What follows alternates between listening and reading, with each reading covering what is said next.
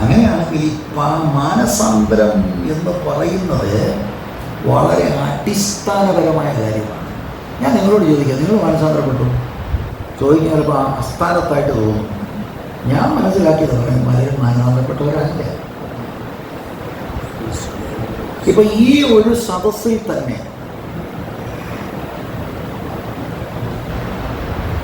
മാനസാന്തരപ്പെട്ടവരുണ്ട്, പെടാത്തവരുണ്ട്. ഇപ്പൊ ഇങ്ങനെയൊക്കെ ഞാൻ പറയുമ്പോൾ പരസ്യവേദിയല്ലേ, നിങ്ങളെല്ലാവരും കൈ വെക്കുന്നുള്ളത് എനിക്കറിയാം. എന്നാലും ഞാൻ ചോദിക്കാം, ഉറപ്പും തിട്ടമുണ്ടോ മാനസാന്തരപ്പെട്ടു? ഉണ്ടോ? ഉണ്ടല്ലേ? അപ്പോൾ മാനസാന്തരം എന്താണെന്ന് ഞാൻ പറയാം.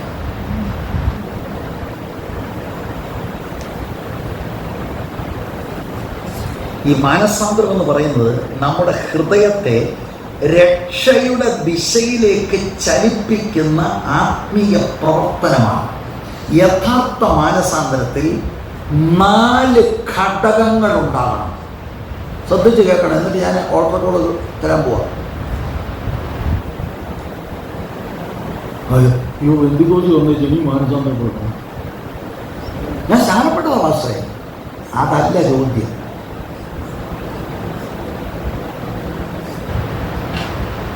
ശരിയായ മാനസാന്തരത്തിൽ പ്രധാനമായി 4 ഘടകങ്ങൾ ഉണ്ടാകണം. 1, പ്രകാശനമുണ്ടാകണം. എന്തിന്? നമ്മുടെ ഹൃദയത്തിൽ ആത്മാവ് ടോർച്ചടിക്കുമ്പോൾ ഞാൻ ഭയങ്കര പാപിയാണെന്നുള്ള പ്രകാശനമാത്മാവിലുള്ള ബോധ്യമുണ്ടാകും. 1ാമത് നടക്കേണ്ടത് അതാണ്, പാപബോധം. പക്ഷെ ഞങ്ങൾ ഈ പറയുന്നത് വലിയ ഭാവമൊന്നും ചെയ്തു, അതാണ് പലരും ചിന്തിച്ചിരിക്കുന്നത്. പിന്നെ ആരാണ്ടൊരിക്കൽ പറയുന്നുണ്ട് മര്യാദപ്പാവിയാണ്. അതെന്തോന്ന് എനിക്കറിയില്ല. എന്തോ ഈ മര്യാദപ്പാവി? അപ്പോൾ ഞാൻ കൊച്ചിനെ തൊട്ട് തന്നെ സൺഡേ സ്കൂളിൽ പോയി എനിക്ക് 7 അടിസ്ഥാന ഉപദേശം മുഴുവൻ നടത്തിയ ബൈബിൾ പോയി ഞാൻ 50 തവണ വായിച്ചു. ഇതല്ല ഞാൻ ഓക്കെ 50ഓ 100ഓ തവണയൊക്കെ വായിച്ചു. പാപബോധം വന്നിട്ടുണ്ട്, സഹിക്കാൻ കഴിയുന്നില്ല. പാപബോധം അത് ആത്മാവിൻ്റെ പ്രകടനമായ ക്രിയയാണ്. അതാണ് ഫസ്റ്റ് സ്റ്റെപ്പ്. അയ്യോ എൻ്റെ പാപം എത്ര കടും ചുവപ്പാണ്, ഞാൻ പെന്തക്കോസ്തുകാരൻ നരകത്തിലേ പോവും, ആറും ഭാവിയാണ്, വിശുദ്ധനായ ദൈവത്തിന് മുൻപിൽ എനിക്ക് നിൽപ്പാൻ സാധ്യമല്ലെന്ന് അലമുറയിട്ട് നിലവിളിച്ച ഓർക്കുന്നുണ്ടോ? അല്ലാതെ ചിരിച്ചോണ്ട് ഒരുമാതിരി തമാശ പോലെ മുന്നോട്ട് വേണ്ട, ഇന്ന് രക്ഷിക്കപ്പെട്ടില്ല.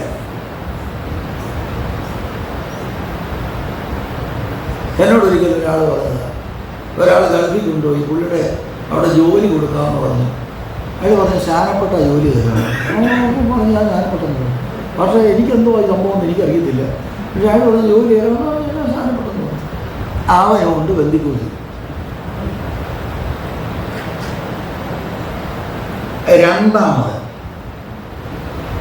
ഈ പാപബോധം വരുമ്പോൾ ഉണ്ടാകുന്ന 2ാമത്തെ കാര്യം വിനയമാണ്. അല്ല ഞാനൊന്ന് നോക്കട്ടെ നല്ലവനാകാമെന്ന്. ഒക്കത്തില്ല എനിക്ക്, ഞാൻ വലിയ പാപിയാണ്, വിശുദ്ധനായ ദൈവത്തിന് മുൻപിൽ എനിക്ക് നിൽപ്പാൻ കഴിയത്തില്ല, ഈ പാപത്തിന് എന്നെ കൊണ്ട് പരിഹാരം നടക്കത്തില്ലെന്ന് ഉത്തമ ബോധ്യം വന്ന് ഞാൻ എളിമപ്പെടുക. ദൈവമേ അവിടുത്തെ കരുണ എൻ്റെ മേൽ ചൊരിയണമേ. കരുണ ഉണ്ടായിട്ടുണ്ടോ? ഞാൻ ഇന്നലെയാന്ന് തോന്നുന്നു, ഇന്നലെയല്ല ഞായറാഴ്ച എൻ്റെ കൂട്ടുപ്രവർത്തകനോട് ഞാനിത് പറഞ്ഞു. ആരോ ഒരാളുടെ വിഷയങ്ങൾ പറഞ്ഞപ്പോൾ ഞാൻ പറഞ്ഞു ഭയങ്കര പാടാണ് മനസ്സാന്തരപ്പെടാൻ.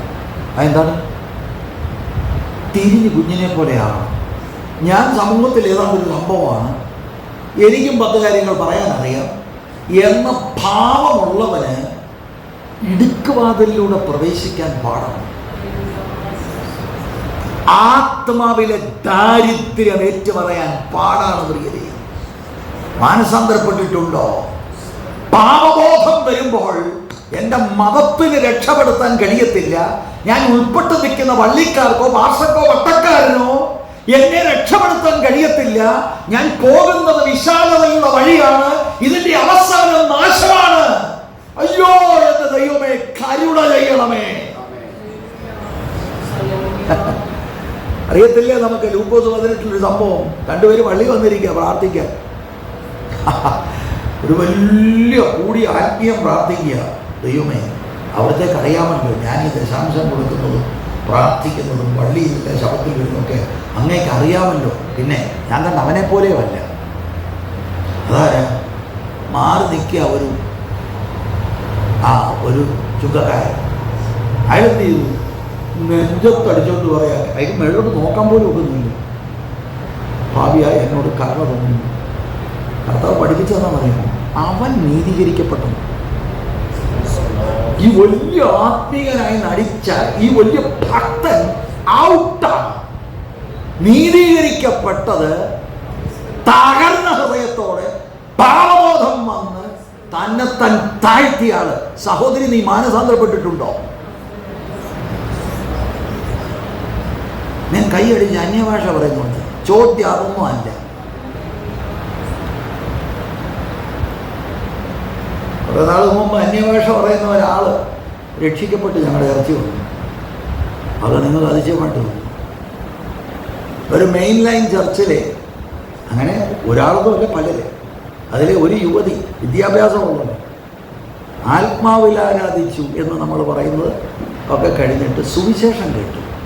സുവിശേഷം കേട്ടപ്പോൾ മാനസാന്തരം ഉണ്ടായി, പാപബോധം ഉണ്ടായി, രക്ഷിക്കപ്പെട്ടു. എന്നിട്ട് പരസ്യമായിട്ട് അവൾ ചോദിച്ച ചോദ്യം, ഞാനപ്പോൾ ഈ പറഞ്ഞ അന്യഭാഷ ഏതാത്മാവിലാണ് പറഞ്ഞത്? ഇതുകൊണ്ടൊന്നും എൻ്റെ പൊന്നു സഹോദരി സഹോദരന്മാരെ, നമ്മളിന്ന് പെന്തിക്കോസ്തലി ഗതിയിലായിരിക്കുകയാണ്. മനസ്സിലായോ? കുറെ എക്സ്റ്റേണലായിട്ടുള്ള ഓളത്തിലാണ് വണ്ടി ഓടുന്നത്. ഞാൻ പറഞ്ഞില്ല, രണ്ടാമത്തെ ഘടകമാണ്.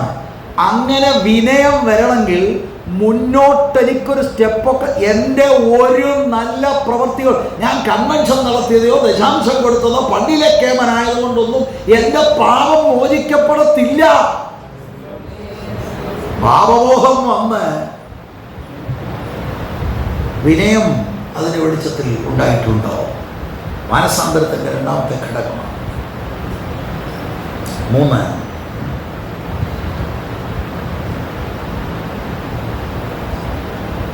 പാപത്തെ വെറുത്തിട്ടുണ്ടോ?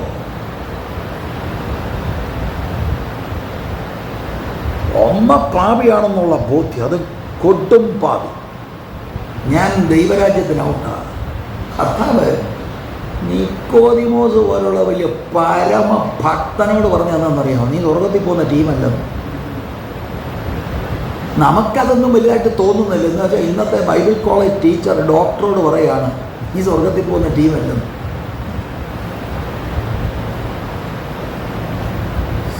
നാട്ടിലെ ഏറ്റവും വലിയ പണക്കാരനോട് കർത്താവ് പറയാം, നീ സ്വർഗത്തിൽ പോകത്തില്ലെന്ന്. ഇങ്ങനെയുള്ള പ്രസംഗം നമ്മുടെ പള്ളി പറഞ്ഞാൽ ആര് നിൽക്കുമെന്നായി പറയുന്നത്? പാപത്തിൽ കിടന്ന് പുടഞ്ഞ് പരിപാടികൾ നടത്തുന്ന പുള്ളികൾ അസ്വസ്ഥരാകും.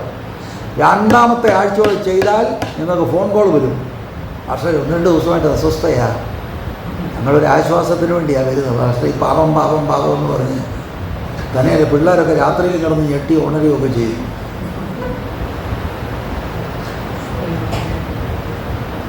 സഭകളെ എല്ലാം നിയന്ത്രിക്കുക എന്ന് പറയാം അച്ചാച്ചന്മാരുണ്ട് കേട്ടോ.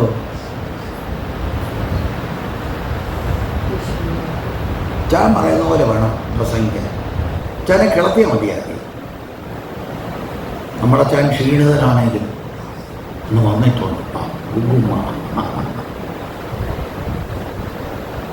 ഗുണപ്പെടാത്ത ഈ അച്ഛനോട് പറ, അച്ഛ താട്ടിപ്പും സ്വർഗത്തിൽ പോകത്തില്ല, മാനസാന്തരപ്പെടുക എന്ന് പറഞ്ഞാൽ ഉപദേശിയുടെ പണി മുടങ്ങും.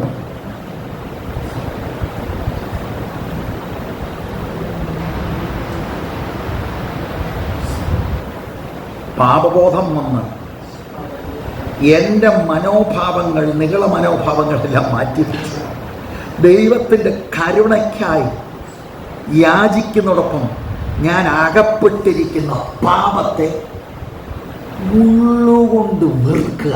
എനിക്ക് വേണ്ടായത്, അല്ലാതെ മനുഷ്യരെ കാണിക്കാൻ സഹോദരന്മാർ എന്തെങ്കിലുമൊക്കെ എൻ്റെ ഭാഗത്തുനിന്ന് വല്ലതും വാങ്ങിക്കുന്നുണ്ടാക്കി. ഇതൊക്കെ 1-ാം ക്ലാസ് സൂത്രക്കാരനാണ്, മനസ്സിലായോ? എന്തെങ്കിലും വന്നിട്ടുണ്ട്. ഈ ഭാര്യയെ തല്ലുന്നവനും പിന്നെ അങ്ങനെയല്ല, ഇന്ന് തിരിച്ച് ഭർത്താവിനെ തല്ലുന്നോളും. ഇനിയിപ്പോൾ അങ്ങനെ കരാട്ടയൊക്കെ പഠിച്ചതല്ല, കൂട്ടിച്ച് വേണം.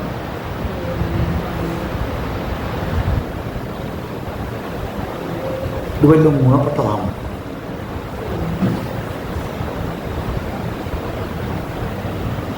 നാലാമത്തെ ഘടകം രൂപാന്തരം, ട്രാൻസ്ഫോർമേഷനോടെ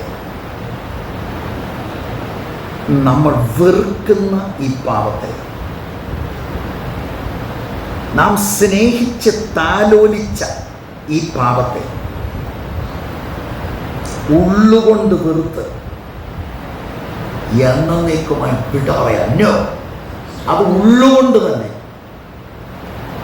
പുറത്തീ വലിയ ഷോയൊക്കെ കാണിക്കുക, ഉള്ളുകൊണ്ട് തന്നെ വെറുത്ത്. ഈ 4 ഘടകമാണ് യഥാർത്ഥ മാനസാന്തരം. ഈ മാനസാന്തരമാണ് പ്രസംഗിക്കേണ്ടത്. അയ്യോ, ഞങ്ങൾ പുകവലി മാറ്റിയാൽ നിനക്ക് ഹാനികരമായ സംഭവങ്ങളാണ്. പുകവലിക്കുക, പിന്നെ അത്യാവശ്യമാണെങ്കിൽ രാവിലെ എങ്ങനെയും ഒരെണ്ണത്തിലൊക്കെ നിർത്തും. ആ സുവിശേഷമല്ല സുവിശേഷം.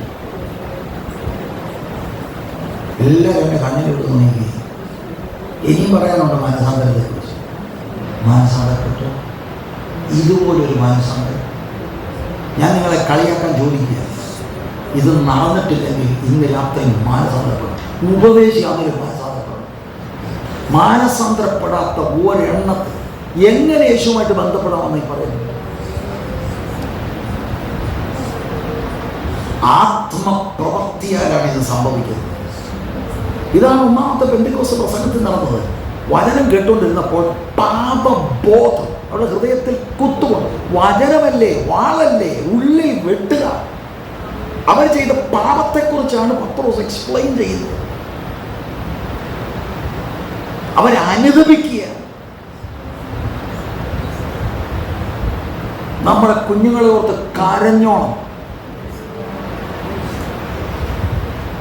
എത്ര കുഞ്ഞുങ്ങൾ പ്രിയരെ, നിങ്ങളുടെ എത്ര കുഞ്ഞുങ്ങൾ പാപബോധം വന്ന് മാനസാന്തരപ്പെട്ട് രക്ഷിക്കപ്പെട്ട് സ്നാനപ്പെട്ടു? അതോ നേരിട്ടങ്ങ് സ്നാനക്കുളത്തിലേക്ക് പോകല്ല? നമ്മൾ ചെയ്തതെന്താ?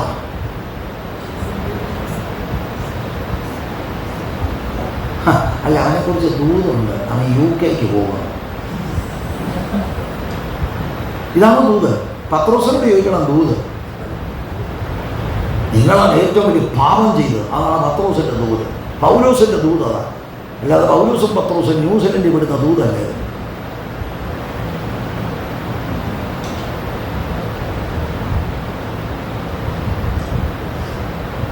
അങ്ങനെ മാനസാന്തരപ്പെടുന്നയാൾ പാപത്തിൻ്റെ സാന്നിധ്യത്തിൽ നിന്നും, പാപത്തിൻ്റെ ശക്തിയിൽ നിന്നും, പാപത്തിൻ്റെ ആധിപത്യത്തിൽ നിന്നും, പാപത്തിൻ്റെ അനന്തര ഫലത്തിൽ നിന്നും നീതിയിലേക്ക് തിരിയുക ഉള്ളുകൊണ്ട്.